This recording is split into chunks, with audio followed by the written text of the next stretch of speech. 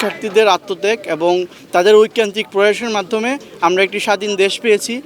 তাদের রেখে যাওয়া আমানতের যে বড় সংস্কারটুকু তারা করে দিয়েছে, আমরা চাচ্ছি আমাদের ইউনিভার্সিটির মধ্যে আরও যে সংস্কার দরকার সেই সংস্কারটুকু হোক। সারা বাংলাদেশব্যাপী সারাদিন বা সারা রাতব্যাপী কর্মসূচি চলছে।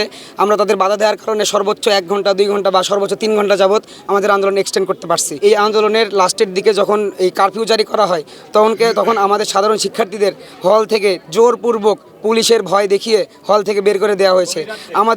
আমাদের বোনদেরকে রাত 9টার পরে হল থেকে তাদের কোনো নিরাপত্তা ছাড়া, যেখানে আমাদের মেয়েদের হলের স্ট্রিক্ট নিয়ম সকাল 7টার ভিতরে হলে ঢুকতে হয়, সেইখানে প্রশাসন কোন হিসেবে পুলিশের ভয় দেখিয়ে আমাদেরকে রাত 9টার সময় বের করে দেয়। আমাদের হলে মেল বডি দিয়ে অনেকটা ভরা, যেটা মেয়েদের সেফটি দেয় না।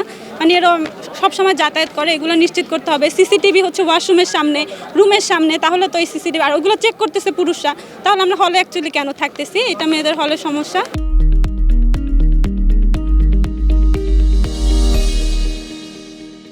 আমাদের বিশ্ববিদ্যালয়ের প্রশাসন, স্বৈরাচারী প্রশাসন, আওয়ামী প্রশাসন আমাদের ছাত্রদের বিরুদ্ধে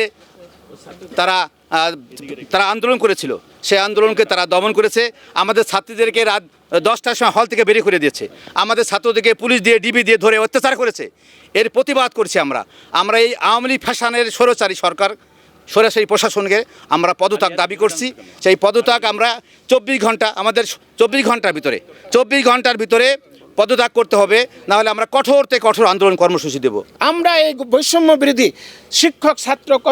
শিক্ষক কর্মকর্তা কর্মচারীরা দাবি করতেছি আমাদের এই প্রশাসন বিশেষ করে বিসি ট্রেজারারে আজকের মধ্যেই পদত্যাগ করতে হবে, না হলে আমরা আগামীতে কঠোর কর্মসূচি ঘোষণা করব। আজকে বেশ কিছুদিন থেকেই আমাদের এই বিশ্ববিদ্যালয়টা অরক্ষিত অবস্থায় রেখে এখানে স্বৈরাচারী প্রশাসন কোথায় চলে গেছে?